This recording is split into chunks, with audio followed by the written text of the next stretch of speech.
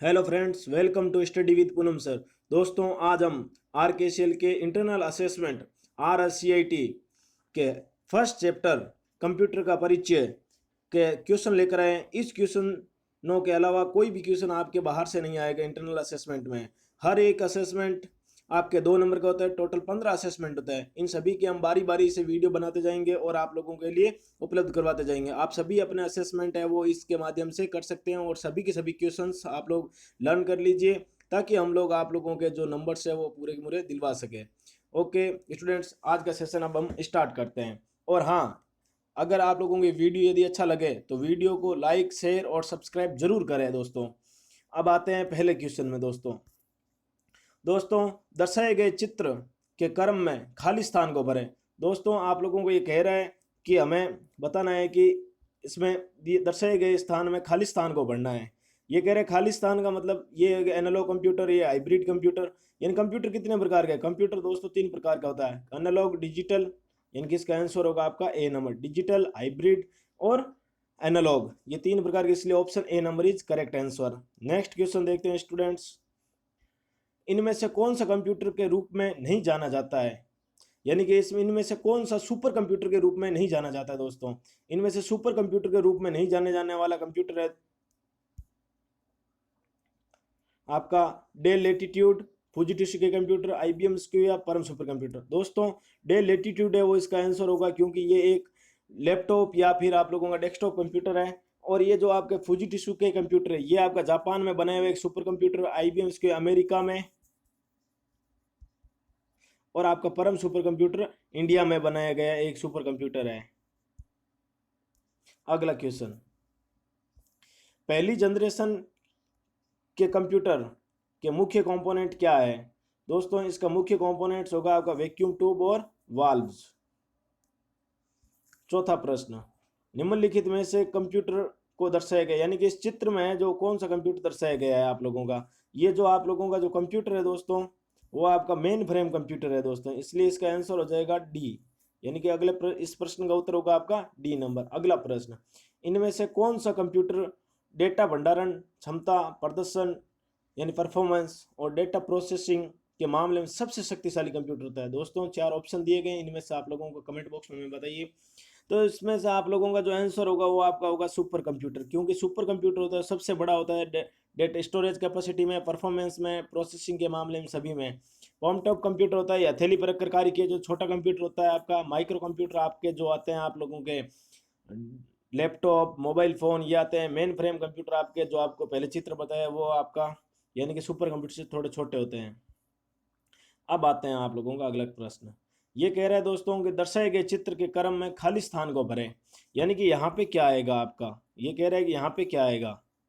यहाँ पे दोस्तों आप लोगों का देखो, super computer, main frame computer आएगा, क्योंकि यहाँ पे देखो super, main frame, mini, micro, ये कंप्यूटर के डिजिटल कंप्यूटर के टाइप्स होते हैं।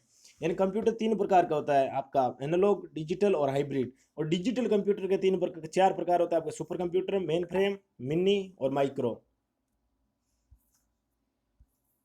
अगला प्रश्न, निम्न में से कौन सी कंप्यूटर सिस्टम की विशेषता नहीं है? दोस्तों, कंप्यूटर शुद्धता में वर्क करता है, विविधता में करता है, स्पीड भी करता है, लेकिन सोचने समझने की क्षमता इसमें कंप्यूटर में नहीं होती है, क्योंकि वो खुद सोच और समझ नहीं सकता है दोस्तों। इसलिए इसका ऑप्शन होगा ए इज करेक्ट। अगला प्रश्न, निम्नलिखित में से कौन सा सॉफ्टवेयर के 2 प्रकार हैं? इनके 2 प्रमुख प्रकार है सॉफ्टवेयर के। दोस्तों, आप लोगों का जो सॉफ्टवेयर का प्रकार है माइक्रोसॉफ्ट वर्ड और एक्सेल, ये नहीं हो सकता। ओरेकल और जावा, ये प्रोग्रामिंग, इनमें से कोई नहीं, ये भी नहीं होगा। तो अगला ऑप्शन है आप लोगों का system software, application software, option D is आपका क्या हो जाएगा दोस्तों? आपका करेक्ट आंसर हो जाएगा, इसलिए आंसर इसका क्या हो जाएगा? D number. अगला प्रश्न 9 नंबर, निम्न में से कौन सा शिक्षा के क्षेत्र में कंप्यूटर का प्रयोग या use of computers in education बताता है आपका? तो इन सभी में देखो, स्मार्ट क्लास में होता है, डिजिटल लाइब्रेरी में होता है, ऑनलाइन क्लास, यानी दिए गए सभी में कंप्यूटर का वर्क होता है आप लोगों के, यानी कि इन सभी में हम कंप्यूटर का प्रयोग कर सकते हैं। अगला प्रश्न, कंप्यूटर घर में निम्न में से किन प्रयोजनों के लिए इस्तेमाल किया जाता है? यानी कि किन के लिए उपयोग किया जाता है? दोस्तों, सामाजिक मीडिया के लिए कंप्यूटर का प्रयोग होता है हमारा, स्कूली बच्चों के होमवर्क और नेटवर्क के लिए भी होता है, मनोरंजन के लिए होता है। यानी कि इसका अर्थ हुआ कि दिए गए सभी जो होगा, इसका आंसर हो जाएगा आपका करेक्ट हो जाएगा आपका। अगला प्रश्न आपका 11वां, एक आउटपुट डिवाइस का उदाहरण। आउटपुट डिवाइस वे डिवाइस जो कंप्यूटर से इंफॉर्मेशन लेते हैं, यानी कि जो कंप्यूटर उनको इंफॉर्मेशन देता है वो, जैसे कि प्रिंटर हो गया, वो एक आउटपुट है, यानी कि कोई इंफॉर्मेशन कंप्यूटर ने उसको दी, प्रिंटर को, उसने बाहर हमें प्रिंट करके दे दिया। यानी कि सुपर कंप्यूटर है, खुद कंप्यूटर है, ये एप्लीकेशन का प्रकार है। पॉम्पटेव कंप्यूटर खुद कंप्यूटर हो गए। यानी कि प्लॉटर होता है वो आपके आउटपुट डिवाइस है, क्योंकि प्लॉटर आप लोगों के जो बैनर होते हैं वो बनते हैं, वो प्लॉटर के माध्यम से ही बनते हैं, और काफी गुणवत्तापूर्वक इंजीनियरिंग डिजाइन और वो काम आता है प्लॉटर का।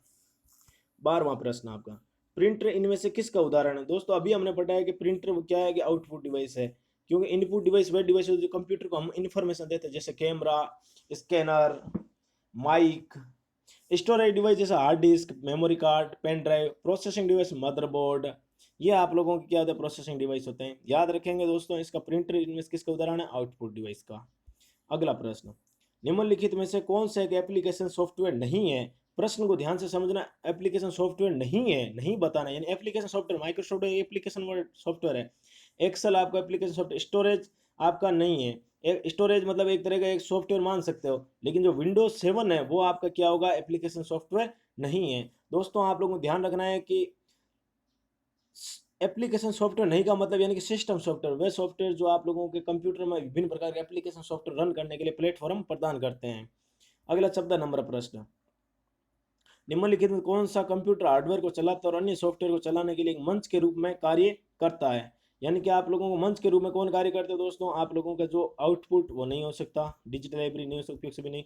यानी कि ऑपरेटिंग सिस्टम होता है, बिना ऑपरेटिंग सिस्टम कोई भी कंप्यूटिंग डिवाइस है कंप्यूटर में काम नहीं करती है, याद रखेंगे। Operating system Windows 7, iOS, Android, ये सभी आपके ऑपरेटिंग सिस्टम के उदाहरण हैं। प्रश्न नंबर 15, निम्नलिखित में कौन सा सिस्टम सॉफ्टवेयर है। तो आप लोग विशेष रूप से ध्यान रखेंगे, सिस्टम सॉफ्टवेयर आपका विंडोज 7 है, इसमें ऑप्शन दिए हिसाब से।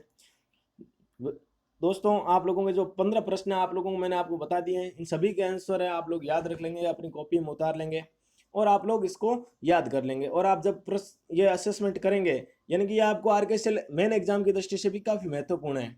और हाँ, वीडियो को अब लाइक, शेयर और सब्सक्राइब जरूर करें, और वीडियो अपने दोस्तों को शेयर करें ताकि वो भी इस का लाभान्वित हो सके प्रश्नों के उत्तरों के, और ये विभिन्न प्रकार के कंपटीशन एग्जाम में भी काम आता है। Thank you for watching this video. Bye bye.